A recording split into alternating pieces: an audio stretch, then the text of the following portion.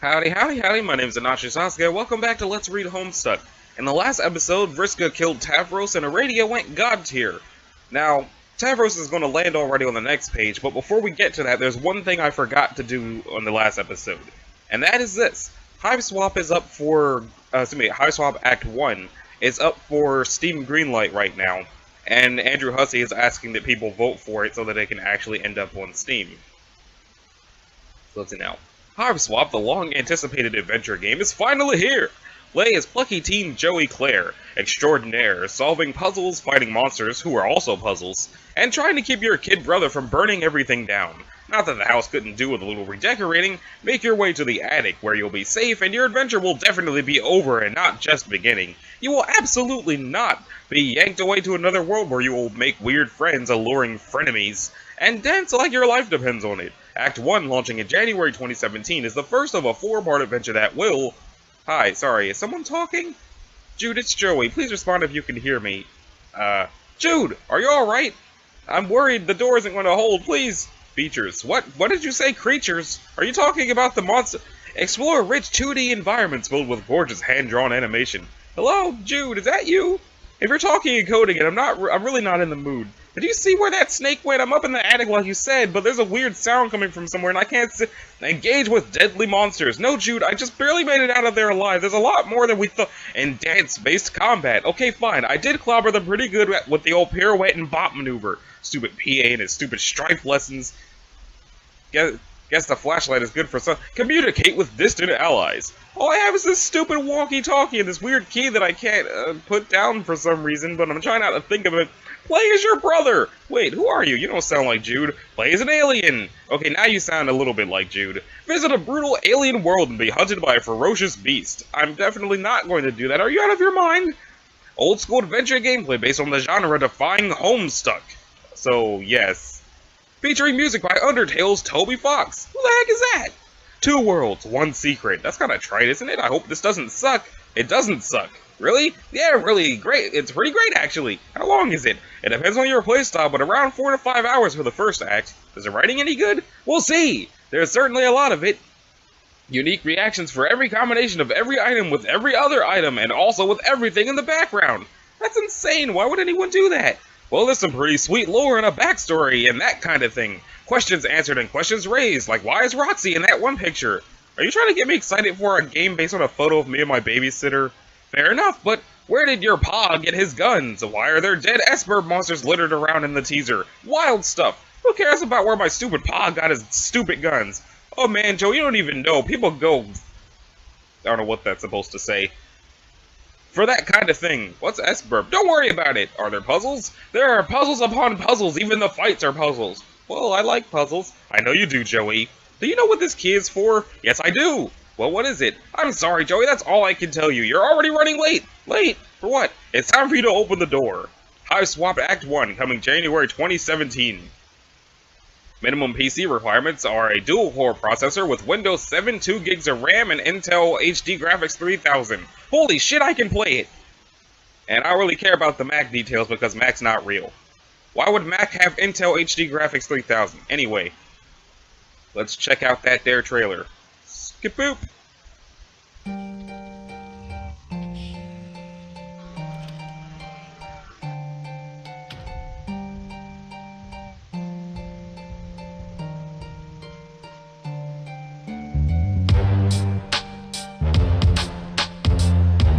Oh hey, Super Metroid!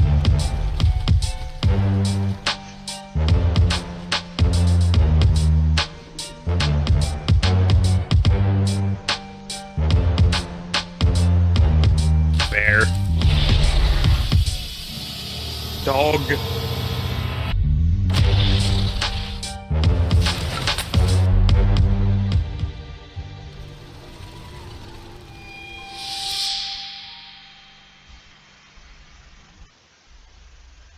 Okie dokie, so, that's Hiveswap, it's up for Steam Greenlight, go vote for it. It's been like 4 years since it got kickstarted, and it's about time we get this shit. So, greenlight it. Right there. I can't greenlight it right now because I'm not logged in, but rest assured, once I'm logged in and remember to do it, I'm greenlighting this. Anyway, time for Tavros to land already. There he go. And there's Terezi looking sad. Oh god. Dead. Kanaya, view Rose. You have already viewed this moment 100 times. It is no less confounding when you're 101st. There is nothing otherwise unusual about this scene. A simple girl is understandably preoccupied by her handsome assortment of orbs, while surrounded by her ever-growing band of amphibious and reptilian acolytes. And then darkness. You have one lead in your investigation, but she hasn't been very helpful so far. Kanaya, contact future Jade. Are you feeling any more cooperative in this time frame? Password! I see, no, of course not. Please, I know you were talking to her shortly before. What did you say to her? I said password, fuck-ass! Wow, whoops, sorry. I've been having too many password arguments with Carcat, I guess. I still don't understand the password thing. Past you doesn't care about passwords. What happened? Well, it depends. Do you want to have a silly conversation or a serious conversation? Which is favorable? Both are! But a silly conversation mostly doesn't matter or make the timeline more confusing than it needs to be. So we can have one right now if you want. In fact, I would say it is coming dangerously close to being one already. But if it is a serious conversation you want, then I'm afraid I must demand a password. Can we discuss a serious issue in a silly manner? Nope! How am I supposed to know the password? Because I told you. I don't remember that. Exactly! I feel like I'm trudging waist deep through a slither basin full of your human surprise noodles. Yum. I understand this silliness is currently permissible, but are serious questions about the password nonsense permissible as well? I suppose those are acceptable. Why are you demanding passwords from me and also apparently Carcat? To keep the conversations linear. I gave you a password at the end of our previous conversation. You have to give me that password to start our next conversation. This ensures that past you can't jump ahead into the conversation and mess everything up, like you were trying to do now. I'm not trying to do that. I know, but trust me, it's better this way. When will I get the password? I don't know. I have no idea what time you're from, but you will get it. I gave it to you some time ago at the end of our last conversation, and I have been equally awaiting your linear and unconfusing reply ever since. Bye, Kanaya! Art and Gnostic cease trolling, being trolled by grim auxiliatrix. I don't know if I said that right. I may never say that right. I'll try, but I will never succeed. That's what's happening here. Kanaya, contact past Jade. I'm appreciating our conversation from this time frame more and more. Past you is much less of a taskmaster than future you or pre-Blackout Rose. Thanks, I think. What do you mean by pre-Blackout Rose? I mean post-Blackout Rose is a lot less difficult insofar as she is unavailable. Okay. But what do you mean by Blackout? I guess you'll find out soon and then report it to me under extremely specific circumstances, which is good because I sure don't know. Yes, and that face is a good response. Your eyes are right to be swirled letters. What are you doing? I'm doing what you told me to do. I'm getting Dave to set up that expensive equipment so I can start doing all that witch spacey stuff you were telling me about, which I appreciate since my sprite turned out to be sad and useless and not very wise at all. I see. Well, I didn't actually tell you I was just being informative. Also, isn't technically a witch of spacey... It isn't technically witch of spacey stuff. I was a sylph, not a witch. Oh. What is a sylph? I think it's sort of like a witch, but more magical. A magical witch? Yes, I'm completely certain of that suddenly. That's awesome! But regardless, I think our roles are approximately the same since we are both stokers of the forge, as well as holders of the breeding duties. However, I should clarify that my earlier counsel was mostly academic. It takes weeks to do all of it properly. You won't have time. Breeding duties? Yeah. Please tell me that doesn't involve what it sounds like. What does it sound like? It sounds like it involves a lot of breeding. Well, it does, but not breeding through means of typical of most species. Oh. Does the equipment we're deploying here have anything to do with it? It has a lot to do with it. It is cloning equipment, much like what is scattered all over the Vale. The same kind responsible for creating all of us. Okay, then that's pretty neat. I didn't mean to alarm you by implying you were required to wage a great deal of personal procreation over a span of several weeks. Yeah, whew. Though it should be clear that repopulation is among our duties as well in the long term, and I've gathered that the cloning apparatus in the Vale is probably meant to permit an initial boost on the world we select for settlement. But beyond that, it is up to the descendants to perpetuate the race, and your species has quite an advantage in this respect. How so? Your procreation may be carried out by paired individuals autonomously, whereas ours may not, which is what makes my role particularly important. What is your role? I'm the keeper of the matriorb. It is an egg that will hatch a new mother grub. She alone will be responsible for bearing our young. Whoa, cool! So, you're like bugs? Like bees or ants or such, but with horns. I guess so. And you were like erect livestock without the muscle definition, or the hermaphroditic physiology for that matter. But milk producers nonetheless. That rare kind of organism to nurture hatchless young within, are you not? Yes. You got that key.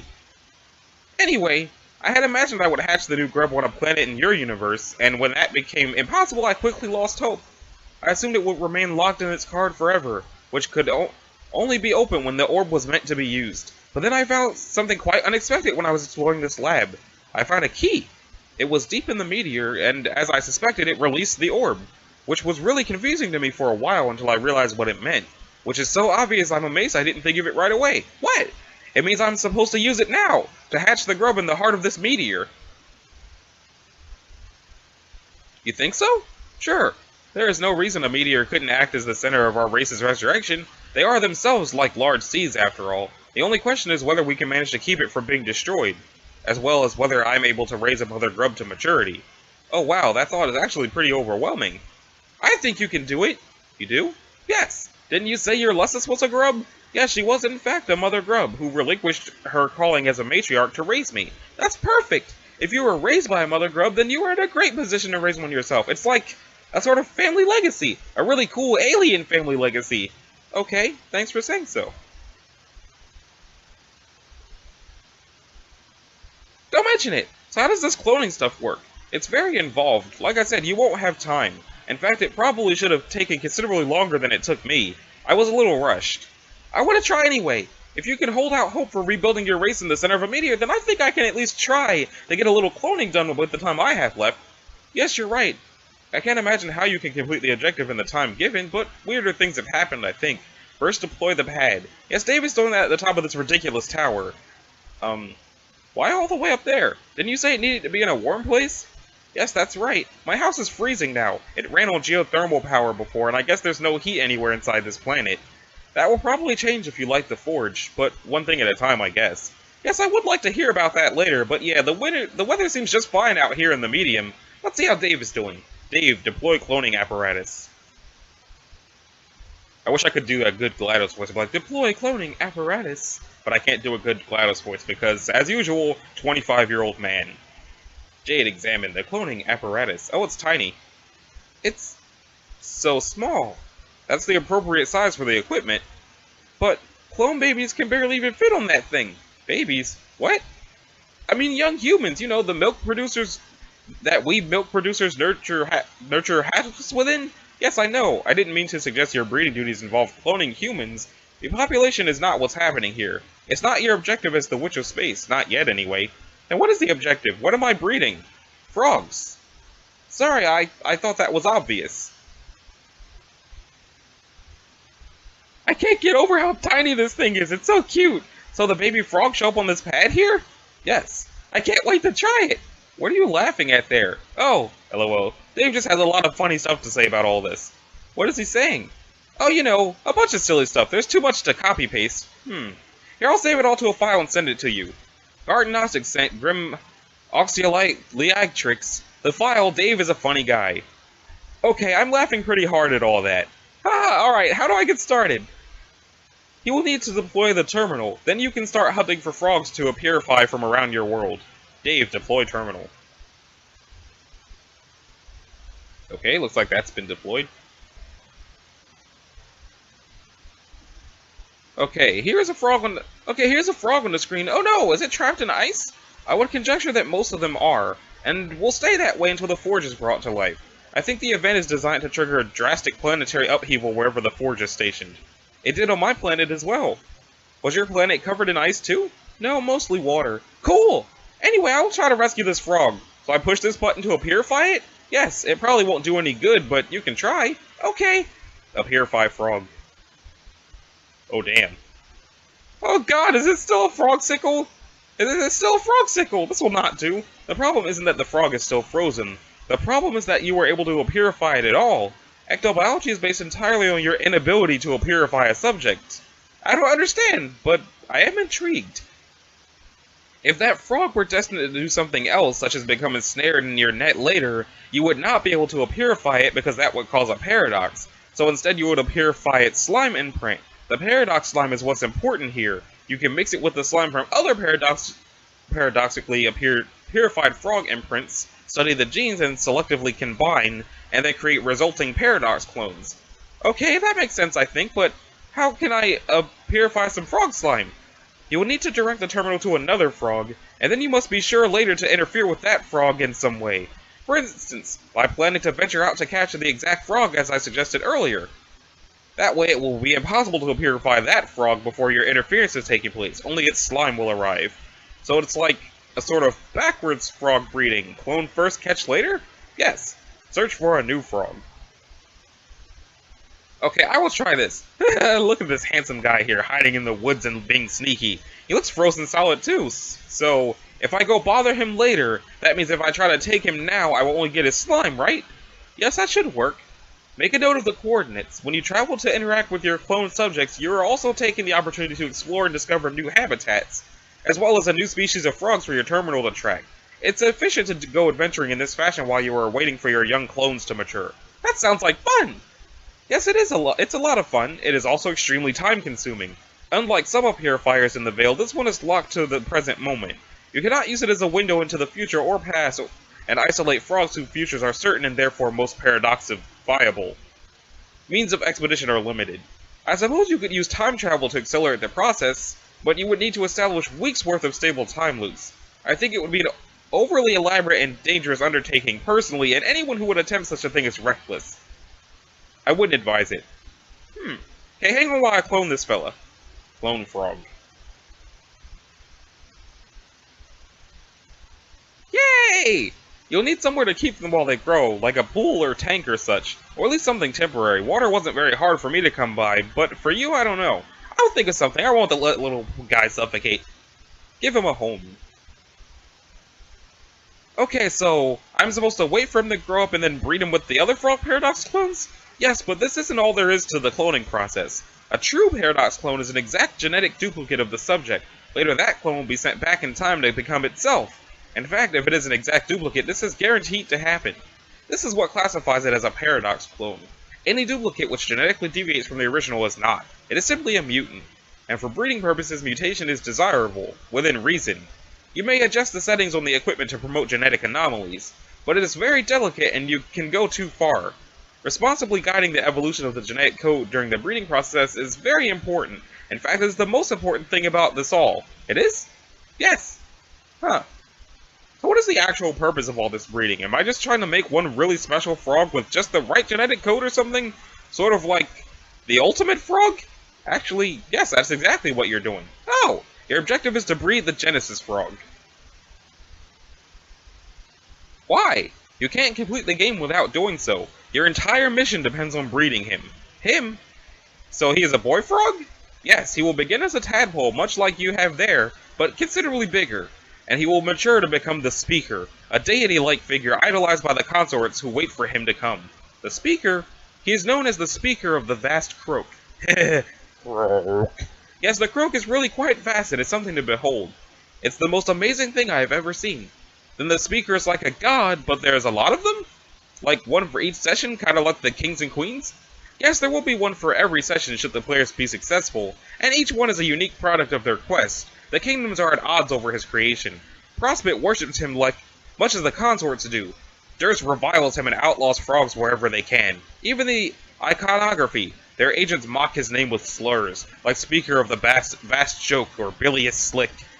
Although to be honest, that is what we ended up calling him. Not to be disrespectful though, it was just a catchier name. It is pretty catchy. If I call him that, we'll be sure to say I mean no offense. I doubt it's even possible to offend him. That's good. Okay, then what? What do we do after we make this big god froggy? Does it have something to do with the new universe we create? Well, certainly. You said he was a Genesis frog. Does that mean we bring him into the universe and he makes new planets or life or such? No, you're not really understanding the magnitude of his role. He is not responsible for just one aspect of the universe you create. He's responsible for all of them. Bilious Slick is your universe. Really? I don't mean he's the universe you're from. We engineered that incarnation. He's the universe that you're trying to create. Yes, I got that. Sorry, I thought it was obvious, but then wasn't sure. You mean he is literally a universe? Yes, literally. That statement was as literal as you can possibly make words be. I know your species is frequently insincere for a variety of reasons. Well, your species is too, especially Carcat. He's incredibly sarcastic. That's true, but when we do it, it's usually just because we are trying to be jerks, rather than by way of a mild manner perpetually dispatching little puzzles of rhetoric without apparent purpose. But I don't do that. I try to say what I mean as much as I can. Yes, I think I've been discerning that. It's a nice change of pace. From what? Oh, it's not important. You mean from Rose? Well, not that it wasn't an enjoyable exercise in xenocultural inculcation.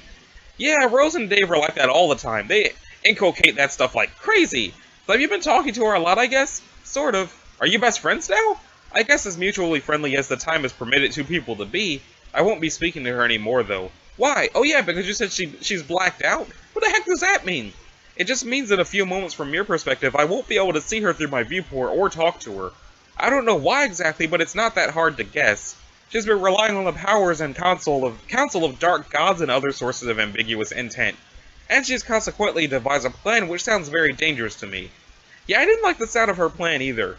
You're more sensible. It's probably the influence Gaia has had on you, having spent much of your life awake on Prospect. Like me. You did? If we are alike in some ways, maybe it's because of this. Yeah!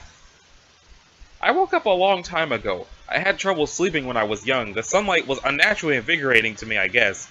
My lusts could do nothing to help, and when I was supposed to be in my cocoon, I would often wander out to the desert, where one day I was visited by a stranger who was dressed and spoke in white. He put me to sleep and I awoke on Prospect, where I have dreamed ever since. He said he was my guardian, and though he visited rarely, I did regard him as that. Then later he stopped coming. In time I began to believe he was a figment of my mind, like an imaginary friend to give me reassurance when I needed it.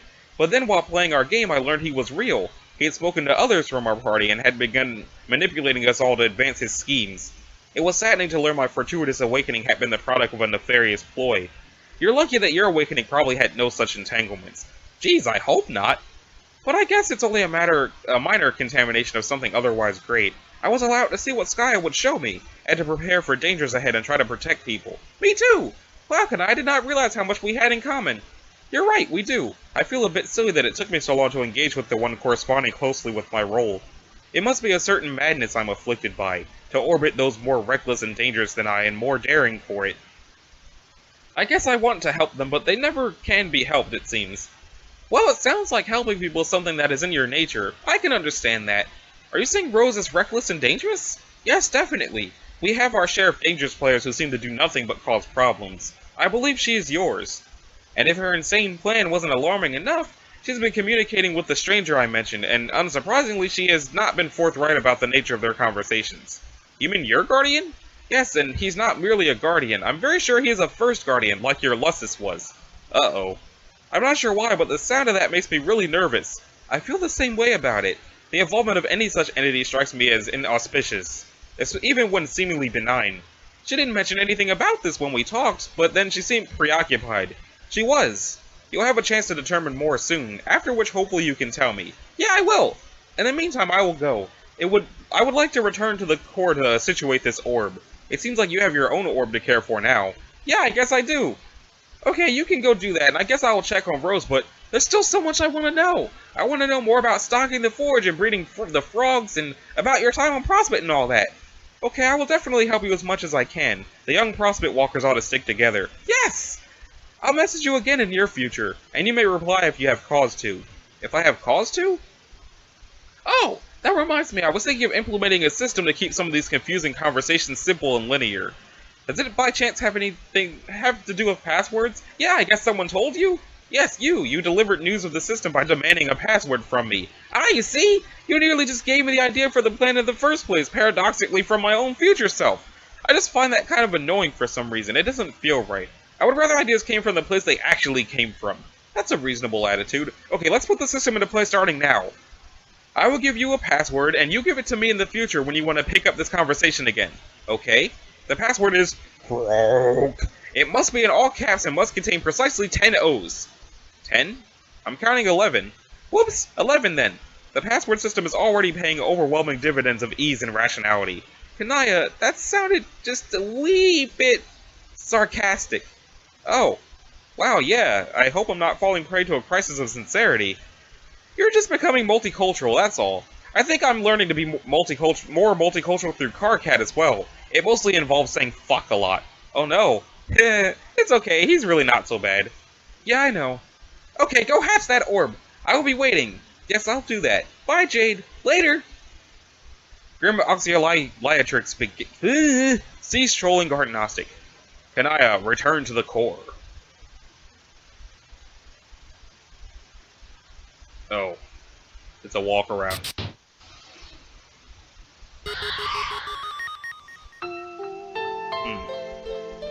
If I had known it was going to be a walk around, I would not have, Examine Dragon Suit.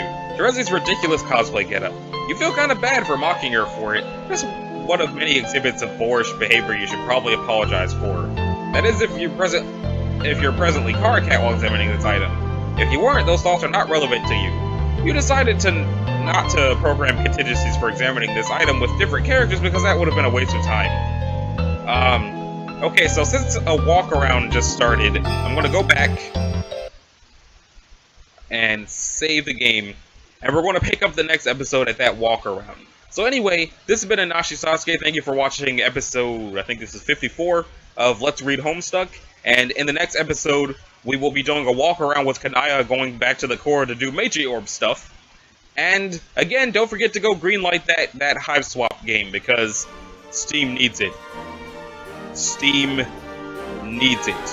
So, anyway, thanks for watching and have a good one. Later.